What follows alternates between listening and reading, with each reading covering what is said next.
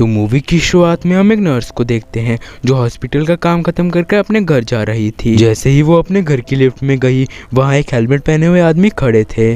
Lift जैसे ही 3rd floor पर रुकती है, तब वो नर्स अपने फ्लैट में चली जाती है और वो आदमी उसके पास वाले फ्लैट में चले जाते हैं। तभी वो एक शर्ट को देखती है जो उसकी नहीं थी, उसे लगा पास वाले फ्लैट के आदमी की होगी। तब वो गुस्से में उस फ्लैट के बाहर जाकर बोलती है कि मुझे पता है कि तुम मेरे घर में आते हो, इसलिए मैंने अपने फ्लैट में कैमरा लगाया था और अब तुम्हारे खिलाफ मेरे पास सबूत भी है। फिर नर्स अपने फ्लैट में चली जाती है और कैमरे की रिकॉर्डिंग चेक करती है, लेकिन तभी कोई उसके दरवाजे पर ठक ठक करता है और चेक करने के लिए वो जाती है। तभी उसे कुछ आवाजें सुनाई देती है। फ्लैट को लॉक किए बिना ही आवाजों के पीछे चली जाती है। तभी उसे एक छोटी बच्ची मिलती है, वो उसे उसके घर जाने के लिए बोल देती है और अपने फ्लैट में चली जाती है। और फिर वो कैमरे की रिकॉर्डिंग चेक करने लगती है। तभी उसे महसूस होता है कि उसके पीछे कोई है। वो पीछे मुड़कर देखती है तो वहाँ वही हेलमेट वाला आदमी खड़ा था। नर्स डर जाती है और भागने की कोशिश करने लगती है।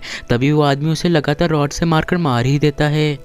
फिर हमें एक फैमिली दिखाई जाती है जिसमें किम, उसकी वाइफ और 2 बच्चे थे। किम को हर चीज साफ चाहिए होती थी क्योंकि उसे एक बीमारी थी, वो गंदगी में नहीं रह सकता था। फिर एक दिन किम को कॉल आती है जिसमें एक आदमी उसे बोलता है कि वो अपने सौतेले भाई का सामान उसके फ्लैट से लेकर चले जाए। दरअसल किम का सौतेला भाई कई दिनों से लापता था।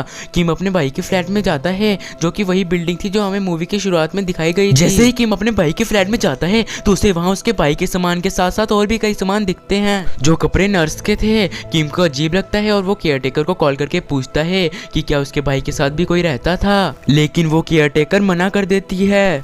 तब किम आसपास के नेबर्स से पूछने जाता है कि उन्होंने उसके भाई के साथ किसी को देखा था। तब वो देखता है कि सारे घरों के बाहर एक अजीब सा निशान बना हुआ है। नेबर से पूछने के बाद पता चलता है कि वो निशान घर में कितने लोग हैं ये बताता है। किम की वाइफ और बच्चे बाहर गाड़ी में बैठे थे। तभी बच्चा बाहर दुकान में लगी एक गेम खेलने की जिद करता है, लेकिन पहले उसकी मॉम मना कर देती है, लेकिन उसकी ज्यादा जिद के कारण उसकी मॉम को जाना पड़ता है। फिर वो कॉल पर बात करने लगती है। कॉल करते ही वो बाहर देखती है तो बच्चा वहाँ नहीं था। वो बच्चे को ढूंढने लगती है। जब वो वापस गाड़ी में आती है तो देखती है कि बच्चे उस गाड़ी में एक अंकल के साथ खेल रहे थे। वो उस आदमी को बाहर निकलने के लिए कहती है, लेकिन वो आदमी बाहर नहीं निकलता है। तभी वही रहने वाली एक औरत जूही उसकी मदद करने के लिए आती है और उसके साथ मिलकर उस आदमी को बाहर निकाल देती है। तभी किम वहां आता है और जूही का धन्यवाद करता है। तब जूही उन्हें अपने घर ले जाती है और उन्हें कॉफी देकर पूछती है कि आप लोग तो अमीर लगते हो, तो फिर आप यहाँ क्या कर रहे हो। तभी किम बताता है कि उसका भाई इसी बिल्डिंग के एक फ्लैट में रहता था। जूही उसके भाई के बारे में सुनकर उसे अपने घर से बाहर निकाल देती है। किम और उसका परिवार हैरान थे कि उन्होंने ऐसा क्यों किया। तब वो उन्हें कहती है कि किम का भाई उस पर और उसकी बेटी पर नजर रखता था। किम ये सब सुनकर सोचता है कि अब वो कुछ दिन उसके भाई के फ्लैट में ही रहेगा। वो अपने वाइफ और बच्चे को घर भेज देते हैं। फिर हम उसे वॉशरूम में देखते हैं। तभी उसे कुछ आवाजें आती हैं। जब वो चेक करने जाता है तो वहाँ कोई भी नहीं था। वो अपना फ़ोन निकालने लगता है। तभी उसे पता चलता है कि उसके पॉकेट में तो उसका फ़ोन ही नहीं है। वो परेशान हो जाता है कि मेन दरवाज़ा तो बंद है, फिर उसका फ़ोन किसने चुराया। वो फ्लैट को चेक करता है तो उसे एक खुफिया दरवाज़ा दिखता है जो मूवी की शुरुआत वाली नर्स के कमरे में खुलता था। किम की वाइफ अपने बच्चों को घर लेकर जा रही थी। तभी उसे रास्ते में एक हेलमेट वाला आदमी दिखता है। वो लिफ्ट में जाती है तो वो हेलमेट वाला आदमी भी लिफ्ट में चले जाता है। किम की वाइफ एक फ्लोर पर उतरती है और अब उस आदमी को किम का घर पता चल गया था। तब थोड़ी देर बाद किम की वाइफ को एक पार्सल आता है। वो लेने जाती है तो उसके पीछे हेलमेट वाला आदमी उसके फ्लैट के दरवाजे पर ठक ठक करता है। किम की वाइफ जब पार्सल खोलती है तो वो खाली था। वहाँ उसे उसके बच्चों को कॉल आती है कि उसके फ्लैट के बाहर कोई है।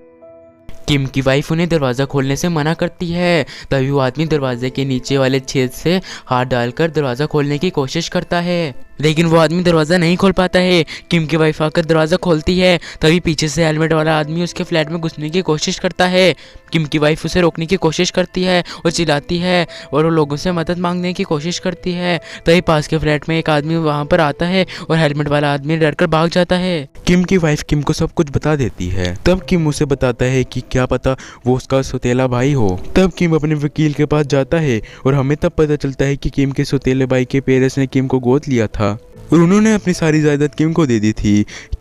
किम के सौतेले भाई को कुछ भी नहीं दिया था, जबकि वो उनका असली बेटा था। उन्होंने ऐसा इसलिए किया क्योंकि जब वो छोटे थे तब किसी ने किम के भाई पर एक लड़की को परेशान करने का इल्जाम लगाया था। किम के भाई को पता था कि उसने कुछ नहीं किया है, लेकिन फिर भी उसने उसको कुछ नहीं बोला क्योंकि उसे साफ सफाई पसंद थी और उसके भाई को एक बीमारी थी जिससे उसके शरीर पर लाल लाल निशान बन जाते थे। वो उसके साथ नहीं रहना चाहता था, इसलिए उसने झूठ बोला और उसके डैड ने भी उसको अपने घर से निकाल दिया। तो किम को लग रहा है कि उसका भाई बदला लेने के लिए उसकी फैमिली को परेशान कर रहा है।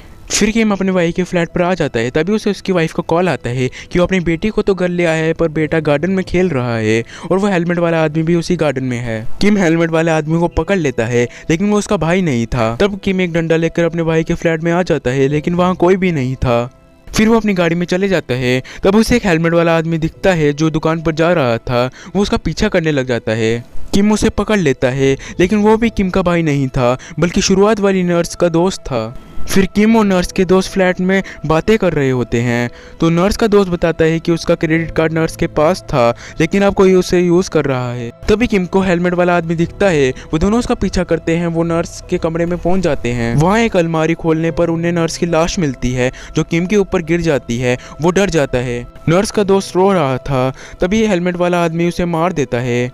फिर वो रॉड से किम को मारने लगता है। किम भी चाकू लेकर उसके पीछे लग जाता है। किम को रॉड से कई बार लगती है, लेकिन वो उसे पकड़ लेता है। जैसे ही वो उसका हेलमेट उतारने लगता है, तभी हेलमेट वाला आदमी उसके पैरों में चाकू लगाकर उसको पीछे फेंक देता है और वो हेलमेट वाला आदमी उसको चाकू से बहुत मारता है। लेकिन तभी किम एक ईंट उसके सर पर मारता है और भागकर एक फ्लैट में चले जाता है। वो फ्लैट जूही का था, लेकिन वहाँ जूही नहीं थी, लेकिन उसकी बेटी थी। किम अपने पैर पर पट्टी बांधता है और जूही की बेटी से एक फ़ोन मांगता है। तो वो उसे एक कमरे में लेकर जाती है जहाँ कई सारे फ़ोन थे। जूही की बेटी एक फ़ोन लेकर उसको दे देती है जो किम का ही था। किम बच्ची से पूछता है कि ये फ़ोन तुम्हें किसने दिया। तब बच्ची बोलती है कि मम्मी ने ही दिया। तब किम समझ जाता है कि वो हेलमेट वाला आदमी उसका भाई नहीं बल्कि जूही है और वो सब उसके साथी हैं। तभी किम को एक अलमीरा दिखती है जिसे खोलने पर उसको उसके भाई की लाश मिलती है। तभी जूही वहाँ आती है और उसे रॉड से बेहोश कर देती है। किम की वाइफ अपने बच्चों को अमेरिका भेज रही थी जहाँ उसके मॉम का घर था।